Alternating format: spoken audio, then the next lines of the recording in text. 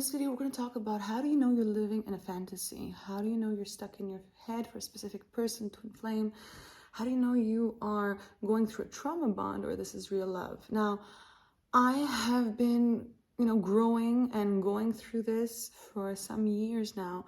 And I realized that in the past, when I was just stuck with somebody and I could just finally make the decision from my mind, on the mind level, that this person is not for me, I would grieve maybe for 3 days, maybe for a week, the process that I had just decided, right? So if I had decided that this person is not for me, I would grieve that reality, that new decision, right? Because something would have triggered it so that I can make that decision for me. And I thought that was it. I thought that was actually, how you get unstuck from fantasy and you cut a person off. But this is one way, and this is not the way of actually growing through separation.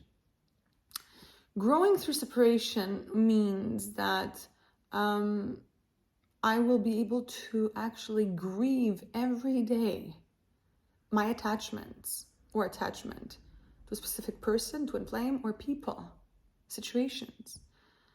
So in order to actually heal separation and heal this defense mechanism that a lot of us have created so that we can be able to survive, to attach ourselves, like actually most of us, right? If not all, we attach ourselves to the outer world, and to be able to grow through the fantasy world, it's not about making just a conscious decision to cut somebody out. It's actually to love ourselves where we would attach on the outer world. And this is a process. It doesn't happen overnight. If you've worked on how to grieve your past version of self, you can actually experience a quantum leap, absolutely. But we need to be okay with feeling sadness, and we need to feel okay with grief. So I'll tell you exactly what you need to do to grow through this process.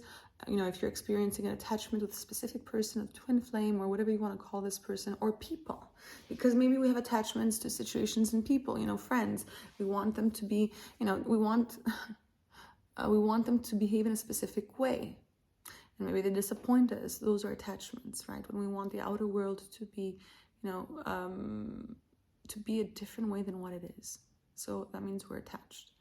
Now, a little parenthesis, my name is Maro and I'm the founder of Awakening Games and Emotional Simulation, which means what we do with these games is we actually, by playing a game, we unlock our subconscious and we become the alignment we're looking for on the outer world.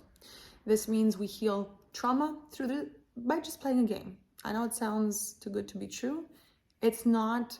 The actual technique is simple. Very simple. The outcome is huge, not always easy, because in order to grow through whatever is holding us back from becoming love, which we are, we need to grow through our hell, our nightmare, our subconscious, our darkness, right? Though this game, the more we play, the more we unshed, and it's on our time. I created actually this game because I wanted people to be able to heal themselves. So yes, at the beginning, there is a process that I need to be able to remind you how to play this awakening game, this healing game, this consciousness game, and how to recreate the emotional simulation from the inner world out so that you can live your fulfilled life. Now, you will see in the description box, I have a link that actually connects you to my site, which is under construction. I hope I will have it ready because there's more things I need to change. But I also have a link for a one-to-one for the Calendly if you want to see if we can work together. I'm open for one-to-ones right now. And I'm also uploading my game shops, the courses. They're both in Greek and in English. Now, if you want something specific, we're actually preparing the first one in English is menstrual pain, how to heal them for good. So if you think it's going to be uploaded in a week or two maximum. So if you think that you would want to actually heal through this process, check it out. And also I'm creating another course, which I'm going to be uploading in a week maximum, which is called How to Unlock Your Worst Nightmare, how to shift blind spots into quantum shifts. And I guide you, I take you by the hand and I guide you by guided meditations, and actually reminding you of this ancient technique that was used in alchemy, and how to go deep in the darkness and open up light. And this is my gift. This is the reason why I'm here. One of the gifts I want to share with people. So check it out. I mean, if it resonates with you and it helps you, I would be happy to create more content and courses for you. If not, you could always return your money back. So do check out the description box. Also, if you find these videos that help you in any way, please let me know. It's important that I get validated. It's important for my ego. If you need other content, do let me know. And like, subscribe, and share if you think that, you want to hear more and know more and spread the word. So back to the attachment and the fantasy of the twin flame and a specific person, and how to heal through separation. So I was a person, because I am a fearful avoidant, right? I learned that as well. I had to go through my trauma, heal that, and learn my attachment styles and everything. This is the grounded part of spirituality, which is the emotional world. So I was able to really cut people out or situations and numb myself there, or make them, with a logical explanation, just make sense of it and, be able to move on with my life. I was even able to do that with my ex-husband, that I was really believing he was my twin flame back then. This is 10 years ago. Now, the funny thing is that the ego just wants to survive and protect ourselves from pain. So if we cannot, be with somebody, we prefer to detach and cut them out. But you see, this is not the healing process of letting go. Because letting go is not a cognitive or egoic approach to healing and to loving our wounds. What we need to do in order to be able to heal through an attachment we have with a specific person or a twin flame is to actually feel through those uncomfortable emotions and feelings, and go be with ourselves there by using a mantra, and just focusing our attention on the body level. Now, the mantra I cannot disclose. Have I already done it? I don't remember. But I will be sharing it in the courses, right? Step by step, I will be guiding you to actually go and unlock whatever is blocking you, holding you back from being love. So in order to do that, we need to get access to these places emotionally and on the feeling level. Of course, on the cognitive level, we have those stories, those narratives that are not supportive of whatever it is we're wanting, because if they were, had they been, we would have a different outcome, right? And maybe we do have a story that's, kind of the lie.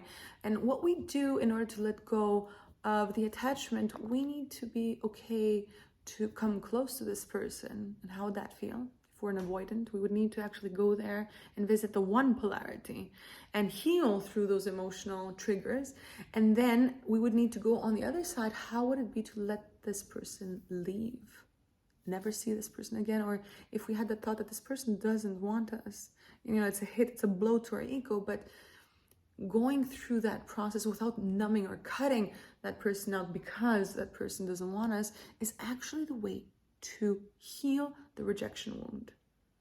And on the other side of the spectrum for the avoidance, it's another way to heal the proximity wound, if I could call it that way.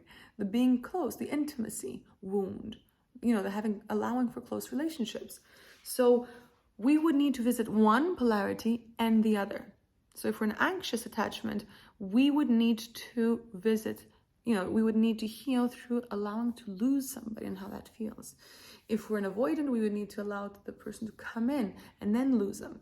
So no matter the attachment style we would need to visit both polarities of, the opposites, right? So the one is the proximity, to have somebody so close, right? And then lose them. So close and then lose them. Because that's the fear we all have.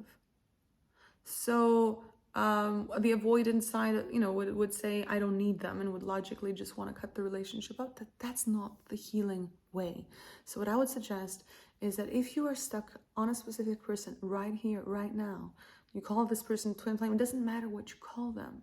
If you're able to bring in on a, on a thought level, this person being, important to you emotionally. And then from this place where you feel that they are important, you can lose them without having to make them wrong, you see, to cognitively detach from them. This is very important to be able to heal through this process. If you think that you are ruminating or you're so, attached by thought alone on this person and it's making you suffer, how about if you allow for this process to happen?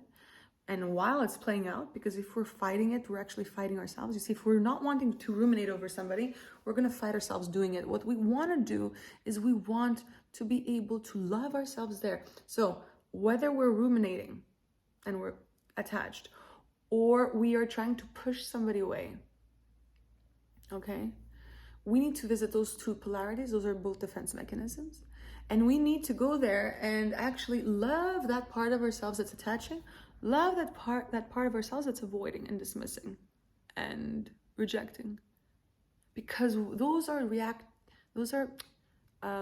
ways of defending ourselves from losing love and having pain.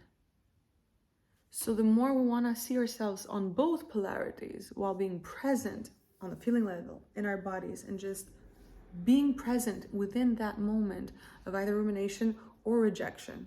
So either, obsessing and expecting love from the outside or pushing pain from the outer world. Whether we're doing one or the other, we want to go to both sides of the coin, spectrums of trauma and attachment, injury, and go and find us there with presence and love. And this, when we're committed to this, we are actually using our outer world to love ourselves instead of make them wrong or them right, them a twin flame or a specific person, or them not the person that we're going to be with finally. Or you see what I mean? We don't want to make it about them. We want to make it about ourselves.